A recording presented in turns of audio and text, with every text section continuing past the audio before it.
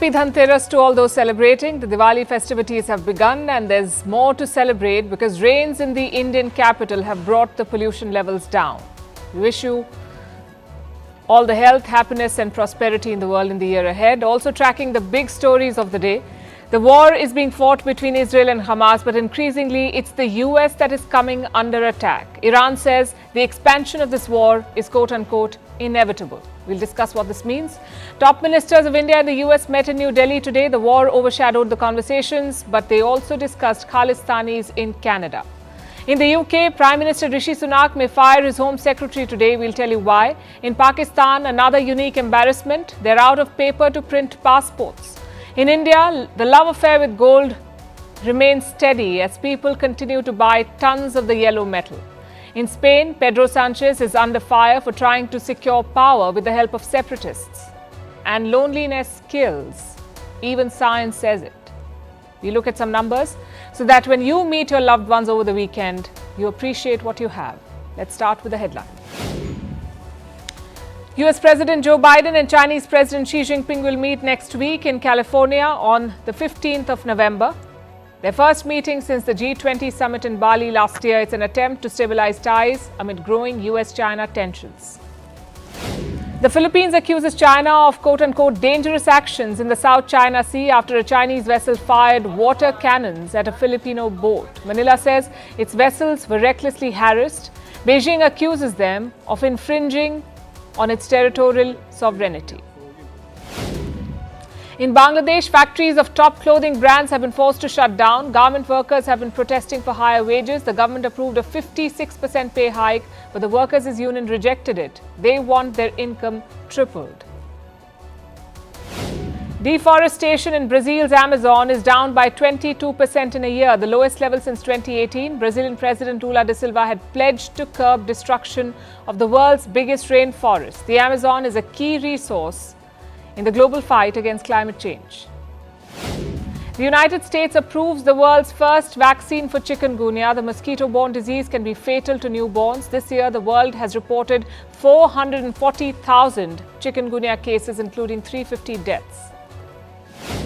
And Novo Nordisk will invest $6 billion to boost the output of weight loss drugs. Sales of Ozempic and Wegovy made it the most valuable company in Europe, but the Danish drug maker has since struggled to keep up with the demand.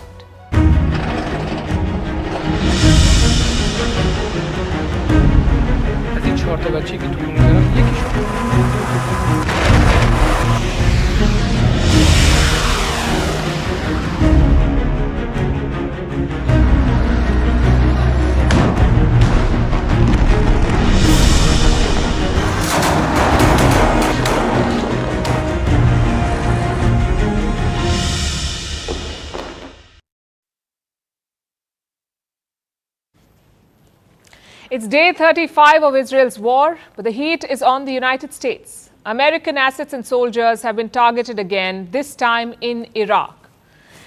At least 40 attacks have been reported so far. 56 US soldiers have been injured. Let's focus on the latest one, the latest attack. 3 separate strikes were confirmed on Thursday. The first was on a convoy. US and Iraqi troops were out on patrol near Mosul in Iraq. Their convoy was targeted with bombs. The vehicles were damaged, but no casualties. The other 2 attacks were on US bases, Al-Harir in Erbil and Ain al-Assad near Baghdad. Drones tried to hit American soldiers stationed there, but they were shot down. Now, most of these attacks have been low impact. Some have been near misses. But for how long? What if the next strike is a successful one? What if soldiers are killed? Then it's a whole different ball game.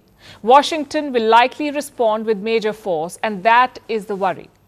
The US says Iranian proxies are behind these attacks, and officially Tehran denies this. They ask what proxies, but their foreign minister has talked about escalation. Listen to what he said.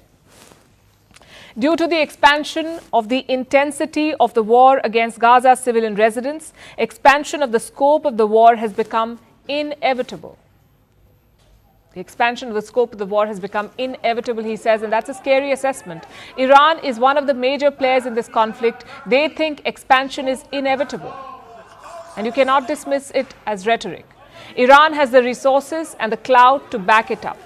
Just look at Yemen. It is home to an Iranian proxy group called the Houthis. On Thursday, they launched missiles at Israel. Buildings in the city of Eilat were hit.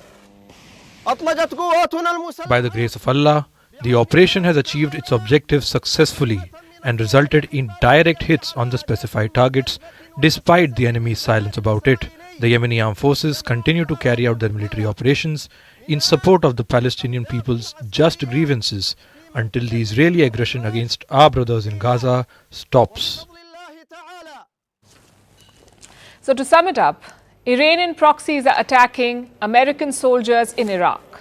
Iran says a wider war is inevitable, and Yemen's Houthis are striking Israeli cities.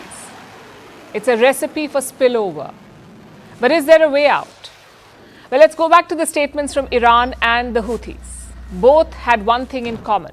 Iran blamed Israel's Gaza operation for the expansion risk. The Houthis said the attacks will continue until the aggression in Gaza stops. Meaning, Gaza is the key. So what's the situation there in Gaza? Israel struck the premises of 3 hospitals yesterday. Al-Shifa in Gaza City, the Indonesian hospital, and the Al-Nasser Children's Hospital. Look at the aftermath of the strikes on Al-Shifa.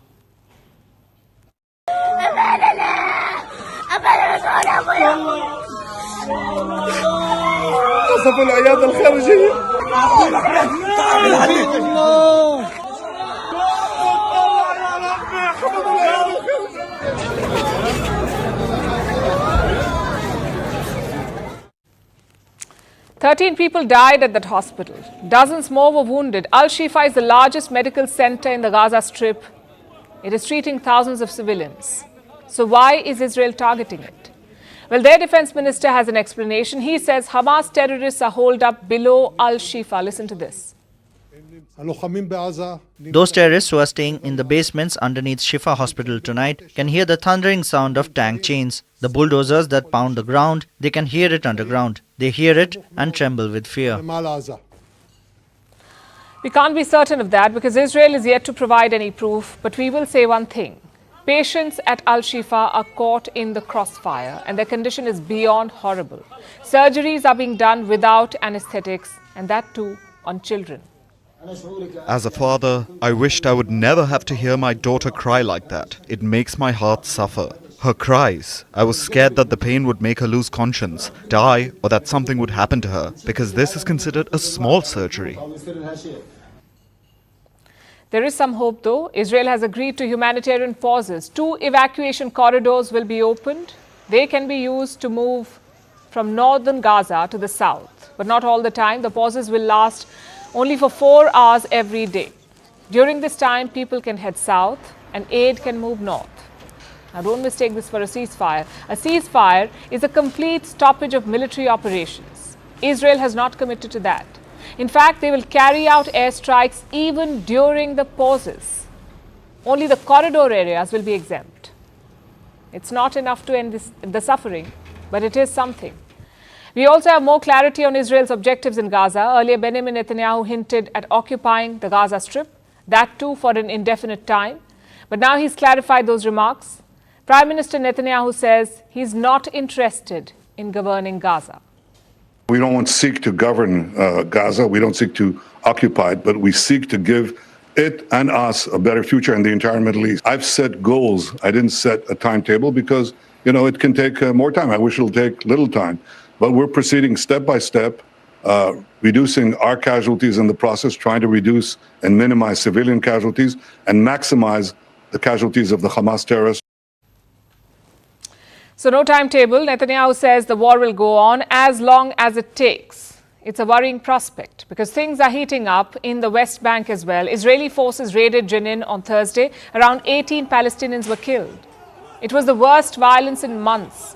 Israel is also demolishing homes in Hebron. That's another city in the West Bank. So the risk for Israel is obvious. The more they attack Gaza, the higher the risk of escalation. From the West Bank, from Yemen, from Lebanon, and from Syria. So Netanyahu may talk about a war without timetable, but he needs to wrap this up fast.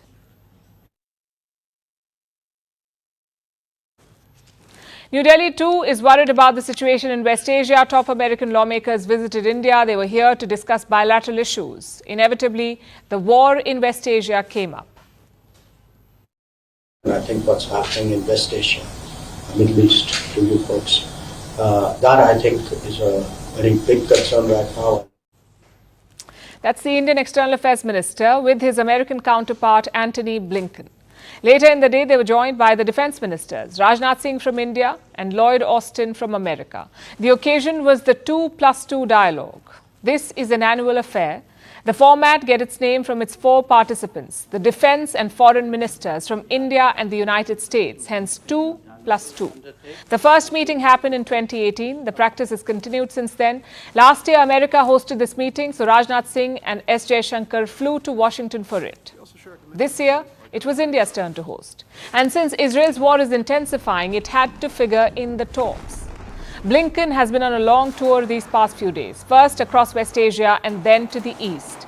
Before landing in New Delhi, he was in Japan and South Korea, trying to build consensus, to gain support for the American position in this war. Here in India, he praised New Delhi's support to Israel. We appreciate the fact that from day one, India strongly condemned the attacks of October 7th. And as our joint statement makes clear, India and the United States stand with Israel against terrorism. Although India's support is more nuanced, India has red lines and it has spelled them out. India condemns the terror attacks on Israel, but it also wants a diplomatic resolution to the crisis, direct negotiations for a 2-state solution. India has once again called for a viable state of Palestine, something that the US too advocated for recently.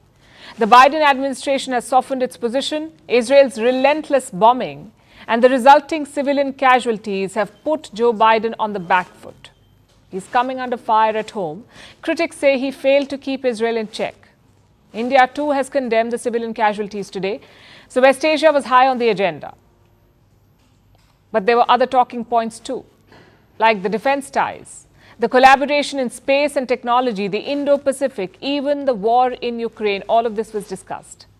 And that's what makes these meetings crucial, because the US is a dominant player in geopolitics, also a permanent member of the UN Security Council, and India is a rising power, also a key consensus builder on the world stage, especially after the G20 summit in September. So what India and the US think today could shape the global thinking tomorrow.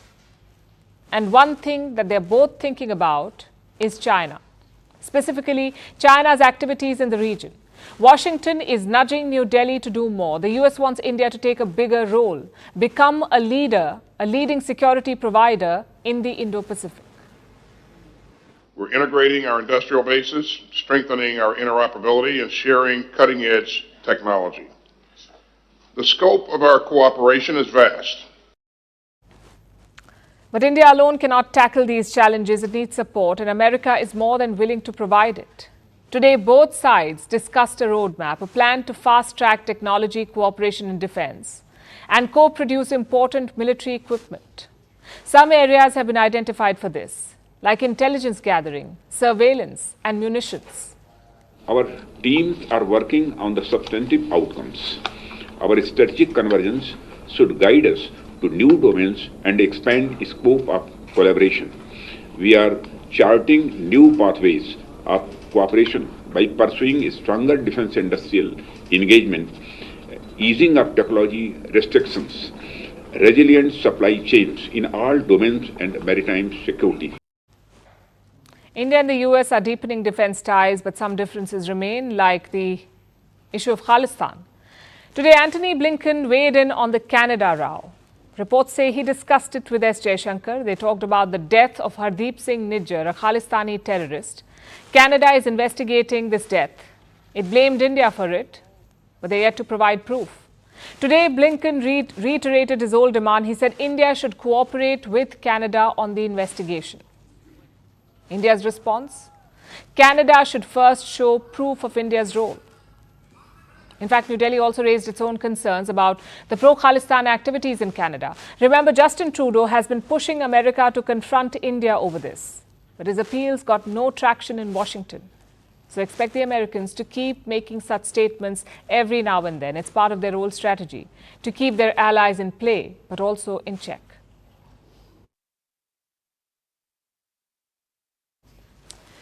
What changes faster than British weather? Their ministers. Another one could bite the dust soon, perhaps by the end of today. I'm talking about Suella Braverman. She is Britain's Home Secretary, sort of like their Home Minister. Prime Minister Rishi Sunak is under pressure to fire her. And why is that? Well, if you've followed her career, that's the wrong question to ask. The right one is, why not? Because Suella Braverman is no stranger to controversies. She stumbles from one to the next. And this time, it has to do with Israel and Palestine. There's a big pro-Palestine rally scheduled for tomorrow. Thousands of people are expected to attend.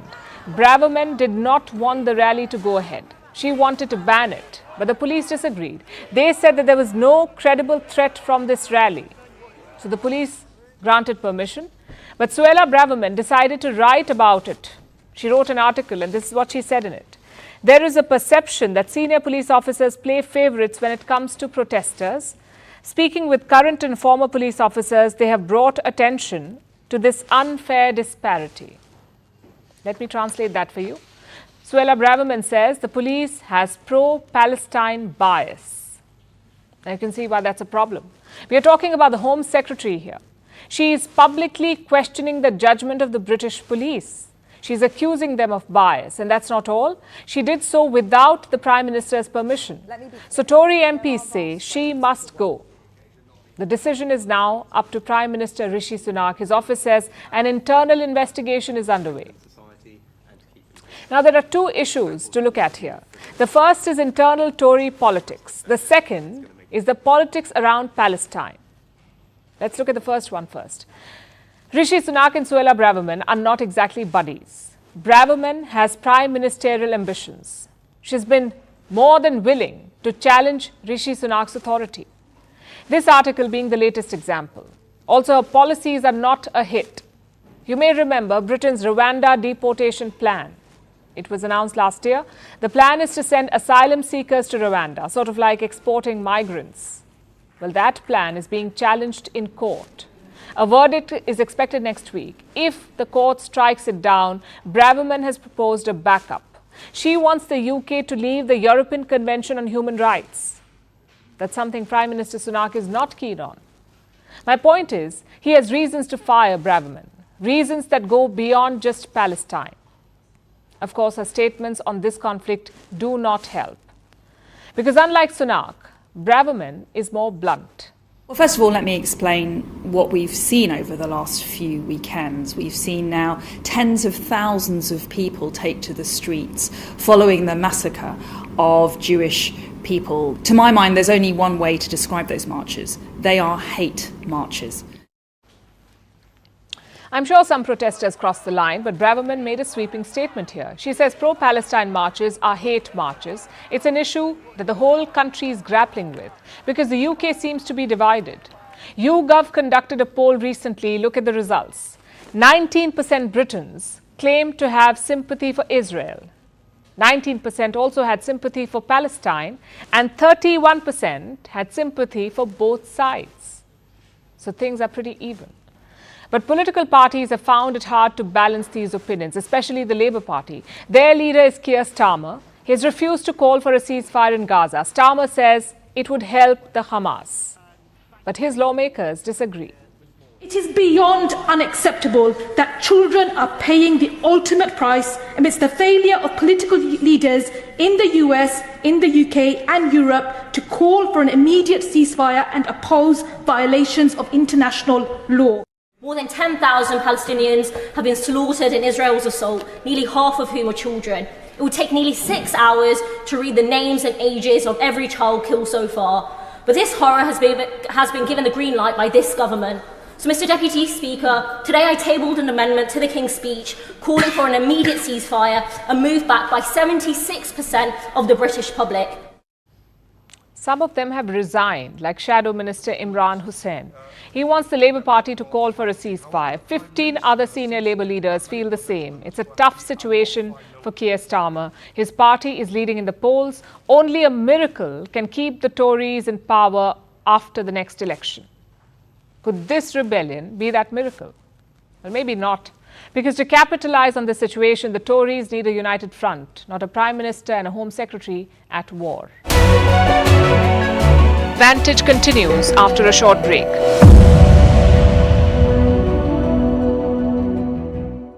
So when you did that dharna? No, so I spoke against whatever the Congress party stands for, I stood for. We don't tolerate corruption. We care for young people's future. We don't think any paper leak should ever happen again. So stringent measures have to be taken to stop those things.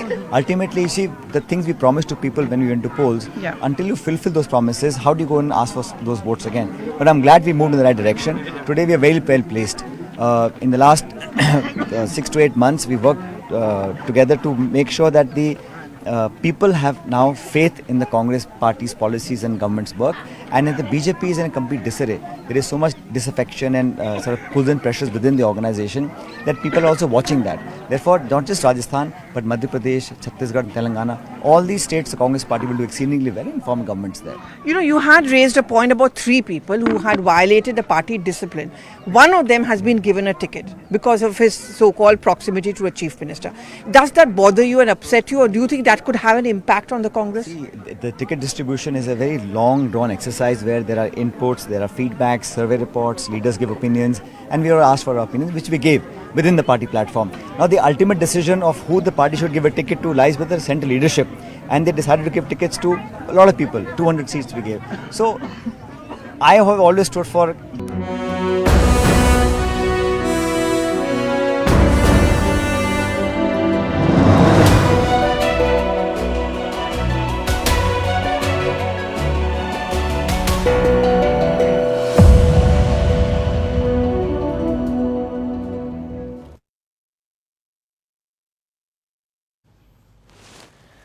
Now let's turn our attention to Pakistan. India's neighbor is in a bit of an embarrassing situation again.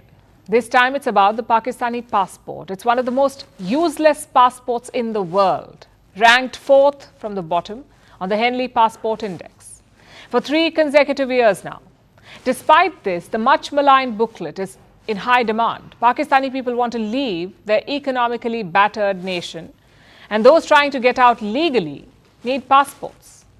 This has led to a deluge in demand, and that demand has caused a shortage in Pakistan's passport office. They keep running out of lamination paper, so they cannot print passports fast enough. Here's a report.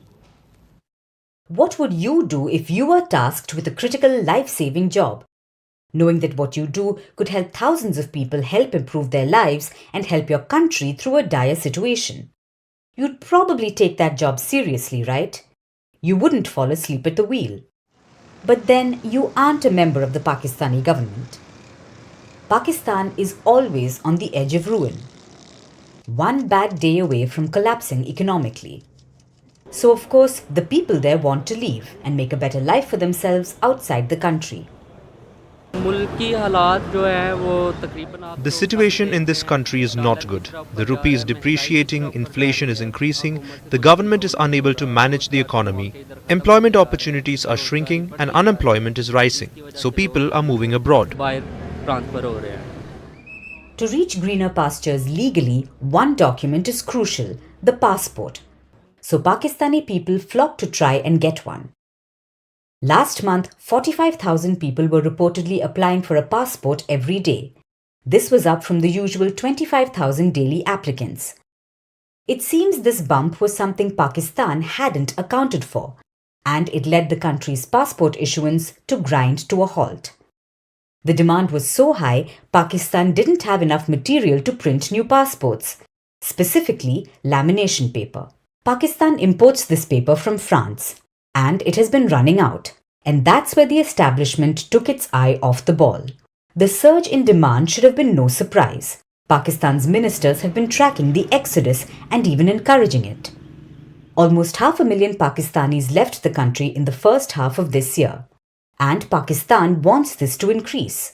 Officials have reportedly been urging Saudi Arabia alone to take in 1 million Pakistani workers a year. So clearly, Pakistan is aware of the need to print more passports. And yet, it allowed its passport office to run out of the essential lamination paper. This first happened on October 11th. Passport printing suddenly came to a halt. An order for lamination papers was then placed in a hurry. Well, as much of a hurry as can be expected with Pakistani red tape. With the delivery time and customs checks, it took Pakistan 10 days to resume printing passports. And by then, the passport application backlog had increased to 700,000. Today, people have to wait months to get their passport. Earlier, the delivery time was 10 days. Officially, it was extended to 3 weeks. But reports say that on the ground, people have no idea if and when they'll be given their golden ticket out. People who secured jobs abroad are stuck. Students are missing their college joining dates. And this will likely lead to people resorting to desperate measures. Already, many Pakistanis opt for illegal immigration. They pay people to smuggle them to Europe, either overland or through the Mediterranean, with disastrous consequences.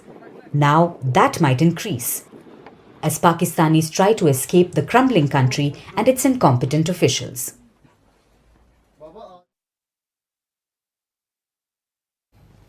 Have you heard about climate refugees? You will in the next few years. The changing climate is making some countries unlivable. The oceans are rising, cyclones are being supercharged, rainfall is either too much or too little. So what do people do? They flee.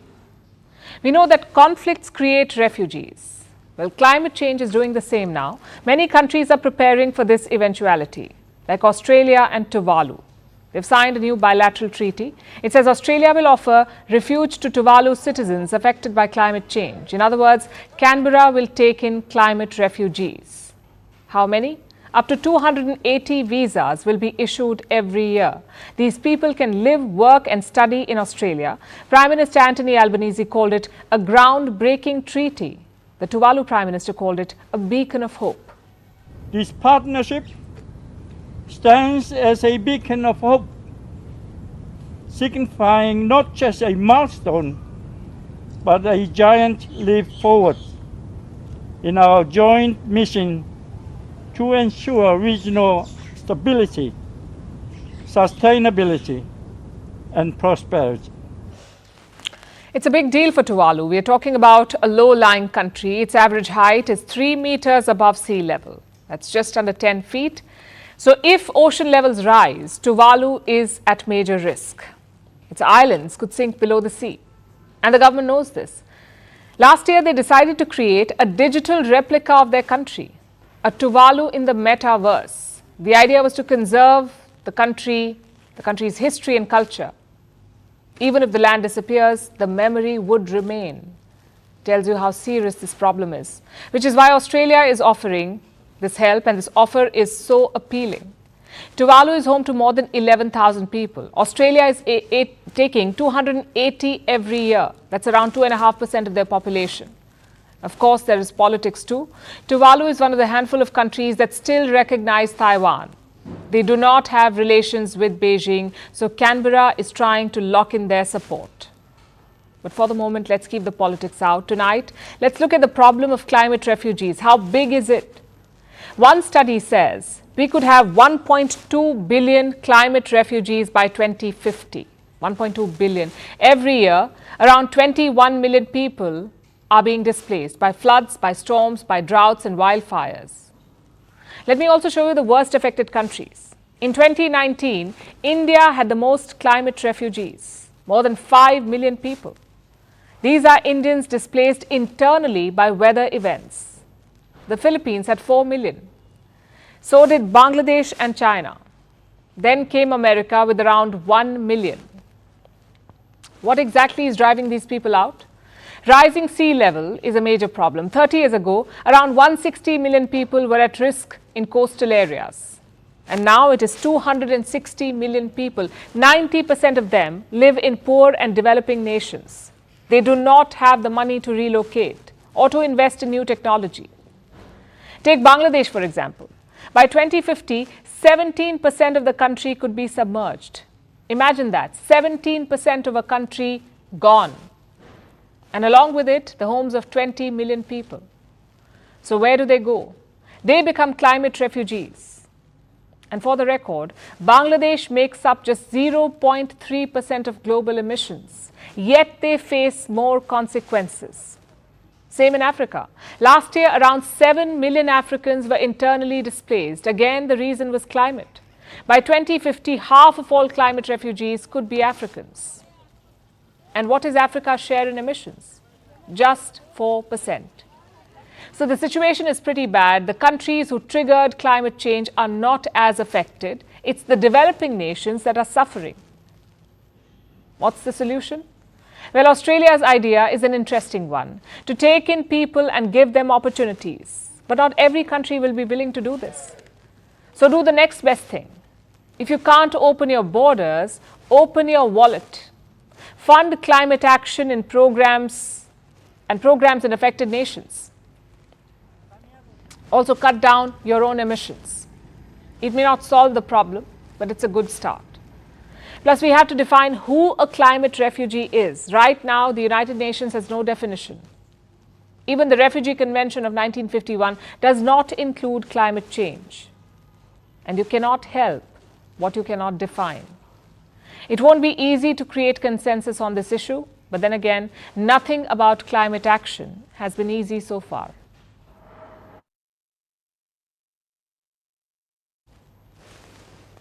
Now let's talk about India's latest gold rush.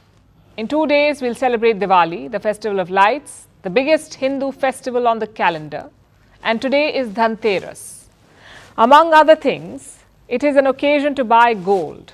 Gold coins, bars, ornaments and everything in between. We buy it on this day. It's said to be auspicious. They say what you buy today will multiply. So people in India buy, and this year is no exception. India is living up to tradition. Gold traders are reporting brisk sales. We do not have the numbers yet for this year, but we know that gold prices have fallen marginally, and that is fueling demand. The sellers are optimistic. In 2022, they sold, and wait for it, 39 tons of gold during the festive season. 39 tons of gold. This year, they hope to surpass that figure. If that happens, it won't be a surprise though, because in India, there is never a reason to not buy gold. It's not just a precious metal. Gold is closely linked to our traditions, culture and financial security. We have some very interesting numbers, so listen carefully. Do you know how much gold Indian households have? A whopping 25,000 tons. How much is the stockpile worth? About $1.5 trillion. That's more than 40% of our GDP. It's the gold in your lockers. Just for the sake of comparison, the US government has the largest gold reserve, over 8,000 tons. That's what the US has, more than 8,000 tons. Indian households have 25,000 tons, more than 3 times the stock of the US government. So you could say, when it comes to gold, Indian households are richer than the American government. They're the largest holders of the metal in the world. Indians have a love affair with gold and it refuses to end. So what explains this relationship? Like all lasting relationships, this one too is about trust. Gold is seen as a reliable investment, traditionally considered as safe as a fixed deposit in the bank. In India, companies give gold coins as bonuses. Newlyweds are gifted gold jewelry, not just for consumption, but as an investment for the future. In fact, Indian weddings drive gold purchases. They generate about 50% of the annual gold demand. And banks have specific gold products like gold coins, even gold mutual funds. Many digital payment apps sell gold. They even offer gold as investment options like e-gold. It's as easy as installing an app. Needless to say, gold is especially popular among women. Many prefer buying gold over putting money in a bank account. According to one report, Indian women hold 11% of the world's gold, most of it in the form of jewelry. There's enormous wealth locked in these purchases.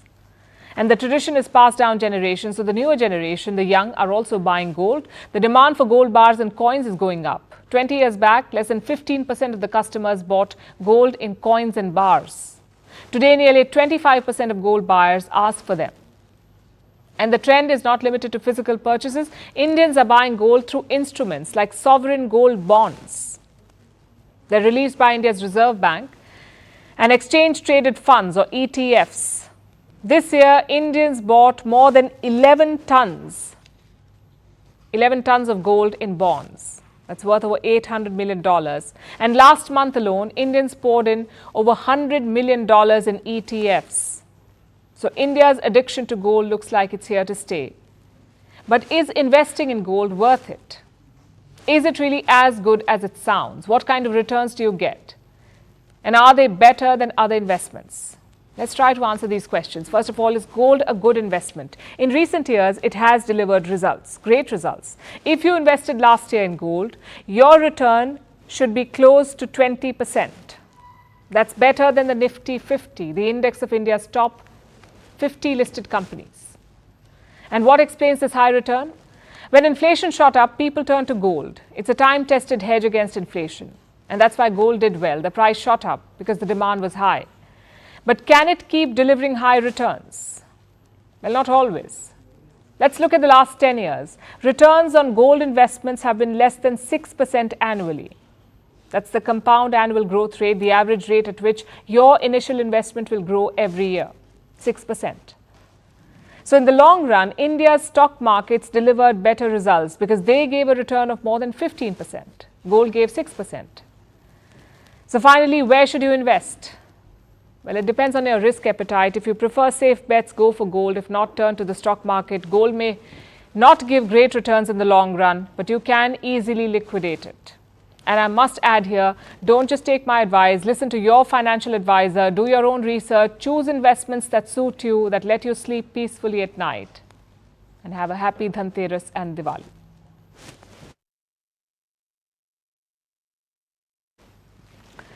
For the moment, let's turn to Spain, where a deal has been struck between politicians, leaving thousands of people outraged. Prime Minister Pedro Sanchez has secured a return to power. He will lead the country for the third time. It should be official next week. This is despite Sanchez having lost the election. Spain held an election in July this year. Sanchez's party came in second, but he has managed to cobble up an uncomfortable coalition. His party has allied with Spain's far left, plus a host of regional parties. So they have a coalition, and this coalition will see Sanchez return to the Prime Minister's post for the third time. But he has paid a price for this deal. He had to promise amnesty. To whom? People considered separatists.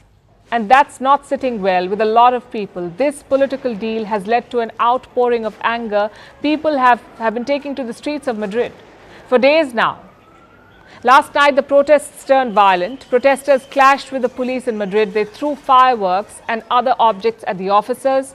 The police retaliated with rubber bullets. They charged the protesters with batons. They charged at the protesters with batons, and they arrested more than 20 people. Now, while some of the protesters turned to violence, many stayed peaceful. Yet they're angry, and they have been expressing it for days now. The government has decided to forgive crimes that delinquents who want to break up Spain committed, because they wanted 7 votes for a legislature that they don't know how long is going to last. That's the common criticism, that Sanchez gave amnesty in exchange for power. Let me explain. Pedro Sanchez has been trying to return to power for months now. Like I said, his party came in second in the July election. What about the party that came first? They did not have the numbers to control parliament. So Spain has been in a political deadlock for months, each side trying to gather allies to get them over the halfway mark.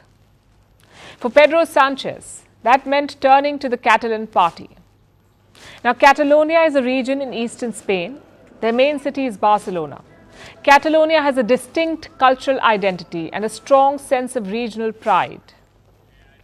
Many in the region want to break away from Spain. And this has been the case for centuries. But the movement really came to a head in the year 2017. That's when the local government organized an independence referendum. Spain called it unconstitutional, But the Catalan government went ahead with it anyway. Eventually, Spain crushed the separatist forces. Hundreds of people were arrested. Some Catalan party leaders fled the country, and ties between Madrid and Barcelona have stayed sour. Which brings us back to present day and the political party behind that referendum in 2017. This party has 7 seats in Spain's parliament. Sanchez needed those numbers to secure his return to power, so he cut a deal with them. He promised them amnesty. The amnesty bill has been agreed.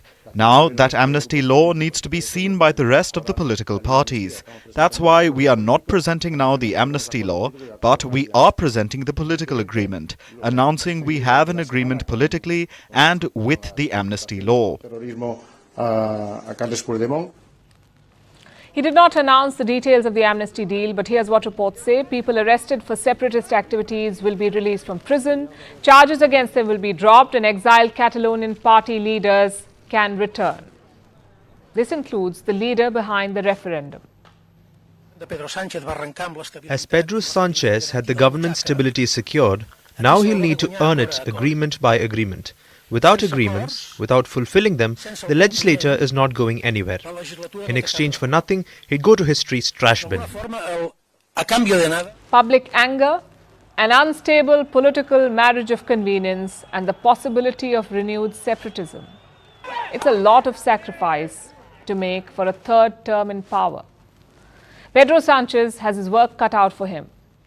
Will he be able to bring stability to Spain under the current circumstances? We'll find out in the days to come. Vantage continues after a short break.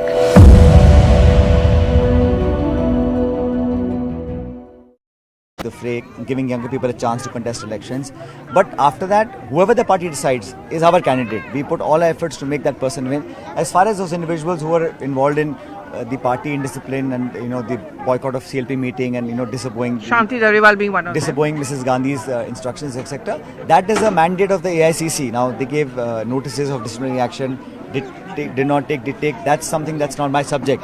I am working to make sure that the Congress party gets a mandate. We secure a majority. And once we win, party will decide who will do and act in what responsibility. But do you think your fight or whatever you want to call it was futile? Maybe you just wasted your time. Again, because at the end of the day, you are not even being projected as CM face. He's also not being projected as a CM. I think a lot of our friends in journalists' lives, you try and make things fighting and a waste of time. Sulking? No one was sulking. No one is fighting. It's still hard to believe. That's up to you. I am saying I have done a politics based on some issues, principles and convictions that I firmly believe in. I raised them at the party platform. And to be honest with you, I think the AICC central leadership was very cognizant of the fact that these are very, very important issues. And that is the reason today BJP is now, helpless. They were not even able to raise issues that they should have raised as an opposition. So I am saying that Rajasthan will see a change of events. 30-year tradition of 5 years BJP, 5-year Congress, that will come to an end. The Congress party will come back with a greater mandate than we had last time. So this 30-year tradition is about to break and Congress party will form a majority government in Rajasthan. Okay, you talked about young faces being given a chance. You're young. I mean, why should you not be seen as the next chief minister should the Congress party come to power here? Or have you pulled yourself out of that race? I don't think anybody is in the race or being pulled out of the race. Once we get a majority, then the MLAs will sit down and pass a resolution authorizing the leadership in Delhi to decide. That is the practice, the tradition and the custom of the Congress party, not just in Rajasthan, in all the states that go to polls for decades together. There's nothing new. I'm not stating something that's not known. First, let's get the majority, let's win this election, and then the MLAs and leadership will decide.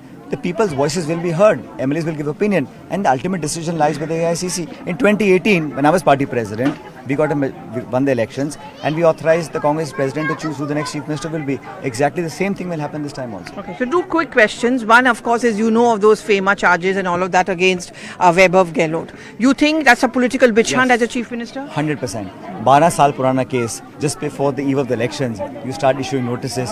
95% of all people interrogated, raided or given notices by the ED are from the opposition. And Rajasthan also, when the election code of conduct is in place, to then start raiding leaders of Congress party and giving notices is purely politically motivated. When they see that we can't win the elections directly, they use agencies to intervene and divert the minds of the people. It won't work though. But प्रधानमंत्री हर rally में makes the point कि ये लोग दोनों इतना आपस में लड़ते हुए थे कि कांग्रेस ने कुछ governance, you are not able to provide any governance to a state. But who's that to decide?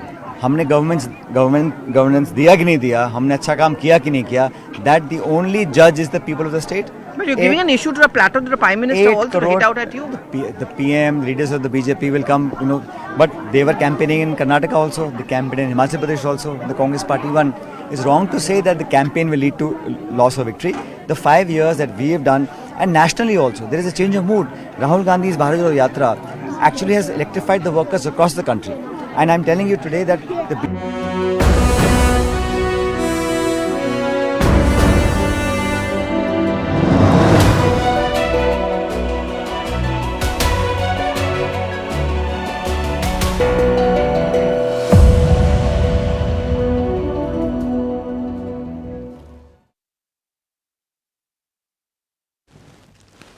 Have you heard of the term white savior complex? It's a trope used in movies and literature. It shows a white person as a messiah-like figure. This person liberates other communities, saves the non-whites, and emerges as the hero. And why are we talking about this tonight? Because of an American YouTuber called MrBeast. He has more than 200 million subscribers. So he's really famous. Recently, MrBeast decided to build 100 wells in Africa. Wells. This project will touch the lives of 500,000 people. Sounds like an act of charity, but he's being slammed for it. Why? Because his critics say he's milking poverty for views. They say it's exploitation. So what is it? White savior complex or philanthropy? Our next report tells you. Meet MrBeast, also known as Jimmy Donaldson. He's 25 years old. He has 209 million subscribers on YouTube. As of 2023, he is the highest paid YouTuber with an estimated net worth of $500 million. But MrBeast says he has no intentions of keeping the fortune to himself. In fact, he wants to give it away. So the YouTuber turned to philanthropy. Which brings us to his latest philanthropic deed, or should I say controversy. It all started on November 4th. That's when MrBeast uploaded a 10-minute video. The caption read, "I built 100 wells in Africa." The video shows him building wells across the continent, in Cameroon, Kenya, Somalia, Uganda, and Zimbabwe. These will provide drinking water to 500,000 people. He also donated supplies to schools, built a bridge in a village, and even donated bikes to children. Sounds like a good deed, right? Or is it? Well, the internet is divided. African activists are calling it the white savior complex. They say that they have been trying to do the same thing for years, but always got stuck in paperwork and funding.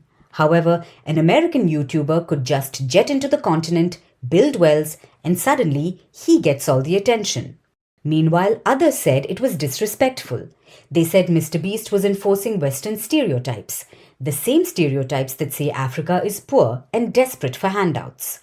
Some critics even accused him of exploiting poverty, of using acts of kindness to generate views. So there was a lot of criticism, a lot of negative comments, and a lot of backlash, but they don't seem to have affected MrBeast. He says he doesn't care and that he even anticipated the backlash, but he will continue to do what he does. Now, this isn't the first time MrBeast has come under fire. His acts of philanthropy have often been a double-edged sword. Some people laud him, others say he's feeding off the poor. That said, MrBeast has built an empire on these videos and philanthropy. He once sponsored cataract surgery for 1,000 people. Another time, he bought prosthetic limbs for 2,000 amputees. Those videos are popular and they gave him much-needed recognition and boosted his influence on YouTube and across the globe. But does that mean it's only for the views? Let's look at the facts. Yes, MrBeast makes money off these videos. That's a fact. But this money is helping people. That's also a fact. At the end of the day, that's what it boils down to. The people he helped are better off, like the villages in Africa that now have drinking water.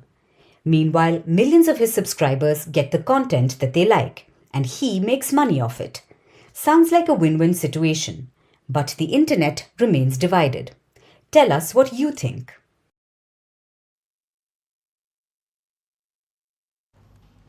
After one MrBeast, let's talk about another kind of beast, a silent, deadly one. I'm talking about loneliness. It is as deadly as smoking 15 cigarettes a day, as lethal as consuming 6 alcoholic drinks a day. I know the festival season is here, so you may not want to talk about loneliness, but let's just say, if you're visiting your loved ones during the holidays, you may want to make a regular habit of that, to stave off an early trip to the grave. Sounds morbid, but hey, don't shoot the messenger.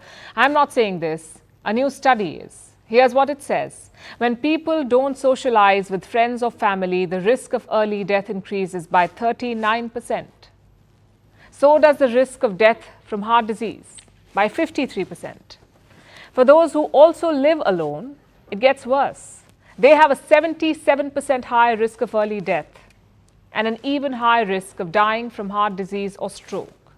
Before I tell you why, let's cover the basics. What is loneliness? It is the gap between the level of connectedness you want and what you have. And it's not the same as being alone. It is not the same as social isolation either. Loneliness is a subjective feeling. People can have a lot of contacts, a big family, many friends, and still feel lonely. Now, loneliness is not all bad. In small doses, it is like hunger or thirst. It's a healthy sign. It shows that you're missing something. But when that is prolonged over time, it can be deadly. Here's why. The human brain has evolved to seek safety in numbers, so it views loneliness as a threat. When lonely, the brain's danger monitor goes into overdrive. It triggers a fight or flight response. Your heart rate rises, your blood sugar and pressure levels increase, in case you need more energy for a fight. More inflammatory cells are produced to repair damage. You begin to view other people as potential threats, not friends. And this creates a vicious cycle.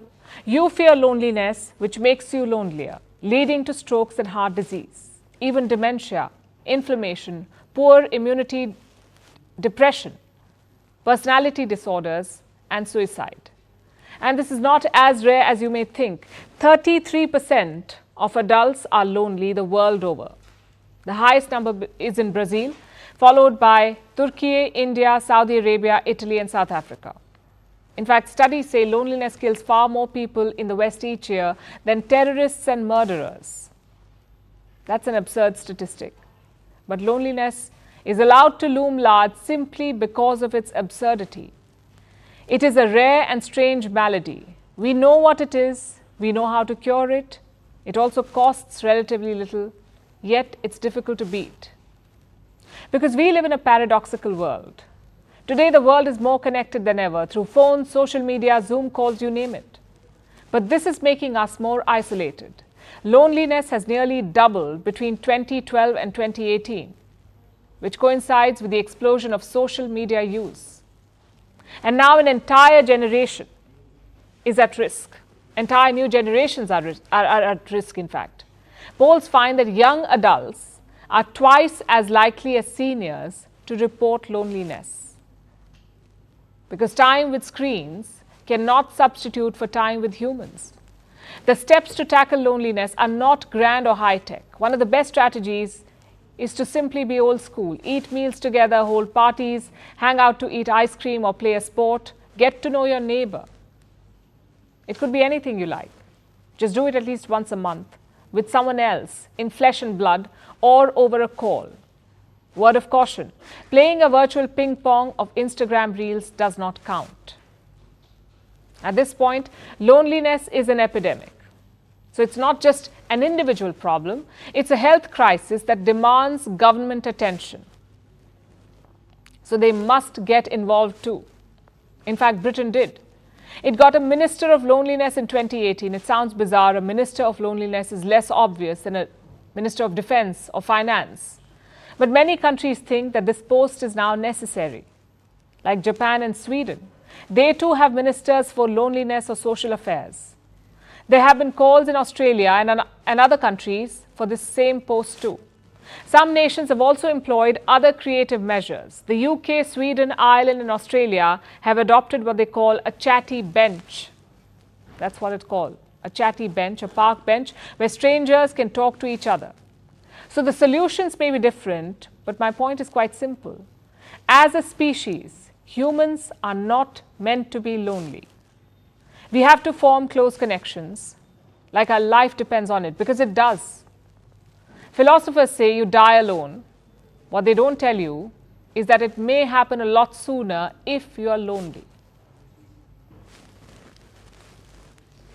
And finally, it's time for Vantage Shots, images that tell the story. In Hawaii, a pond turned bright pink, attracting visitors from all across the island.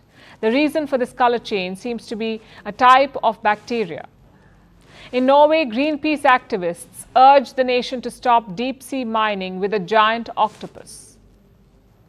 And actor Jared Leto scaled the Empire State Building in New York to announce his band's new world tour. Finally, we're taking you back in history on this day in 1969, children's TV show Sesame Street made its broadcast debut. It taught generations of children the alphabet and how to count. And it went on to become the most widely viewed children's program in the world. It's been aired in more than 120 countries since then. We leave you on that note. Thanks for watching. Have a great weekend. Wishing you all a happy and safe Diwali.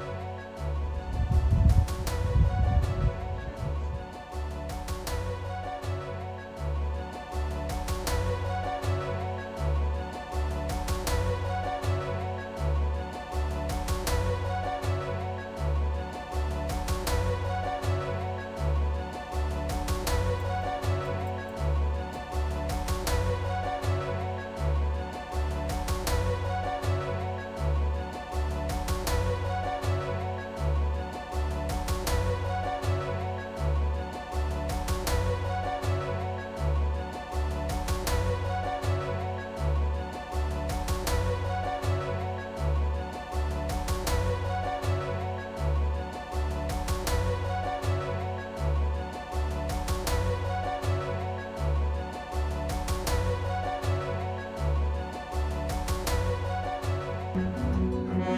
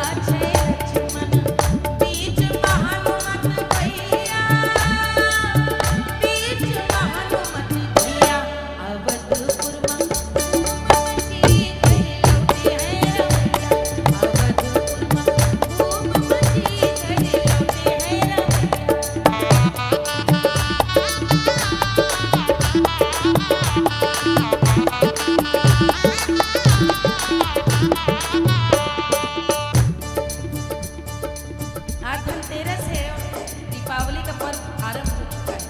कल अयोध्या में हम वह दृश्य देखेंगे जो शायद त्रेता युग में उस समय जो था उसने अपनी आंखों से देखा, और हम तो अनुमान ही लगा सकते हैं उस समय कैसा हर्ष रहा होगा। घर घर नौलख दिया ना बारे,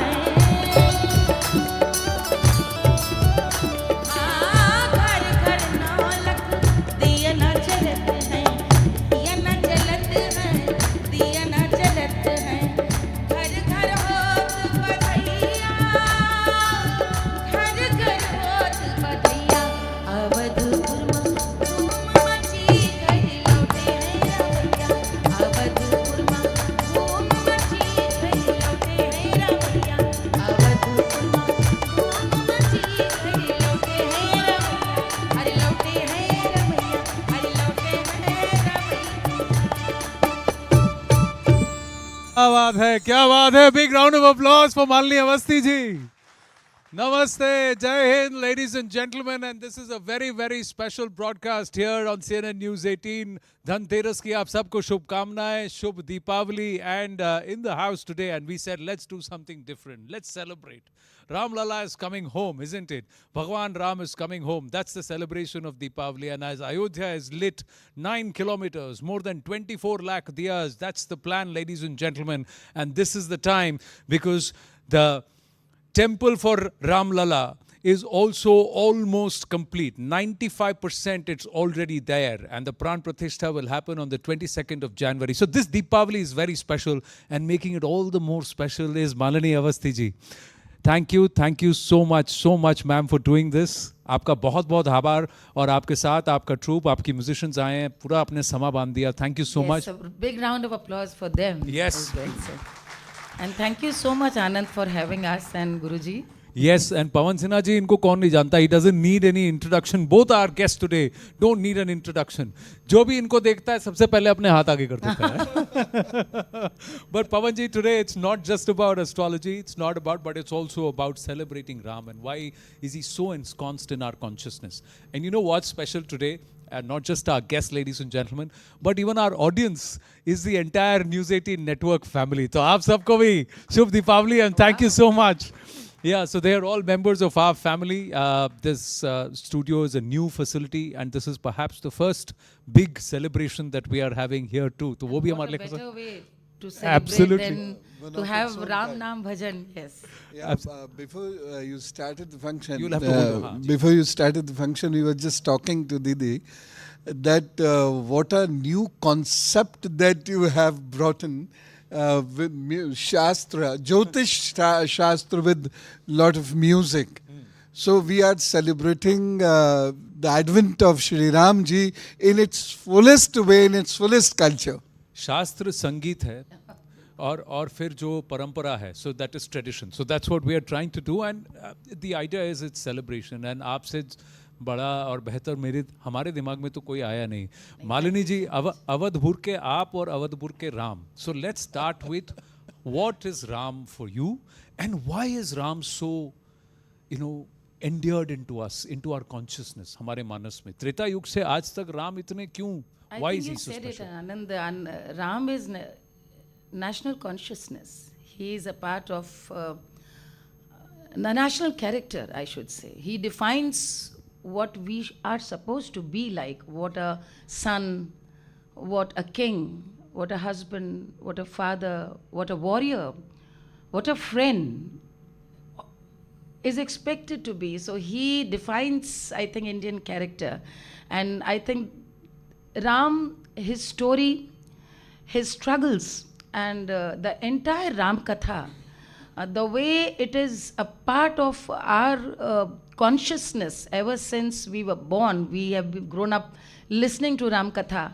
And it's amazing, Anand. I am a singer, I know, and it's been, I think, I don't even remember for how many years I've been singing Ram. I've been listening from my grandmother, and each and every time his songs about different aspect of his life, they they inspire me to sing and sing. I think, and that has been the beauty of Indian tradition, to imbibe anything which has been extraordinary. I think the way Ram has been imbibed by Indian society, a national, I would say, consciousness, is that our ancestors found a character in Ram, that can somebody be as compassionate, as resilient, and as obedient, as kind as Ram was.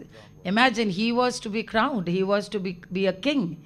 And I think he became great because he left Ayodhya to become what he became later. And I think all forms of arts, be it classical, folk traditions, painting, art, sculpture, they have done their best to keep that story immortalized. All right, let's do one thing. थोड़ा हमारे परिवार से भी पूछते हैं इससे पहले कि मैं आपसे पूछूं पवन जी. Do you know why is Deepavali celebrated? Anybody can take a guess. What is the origin of Deepavali? Why is Deepavali celebrated? Deepavali, no? So break down the words. Anybody, put your hand up. I'll come up to you. Okay. Come, let me come across to you. What's your name? Hi. Priya. Hi, Priya. Hi. Because Ramchandra ji वापस आए थे. तो वापस आए थे तो दिए क्यों?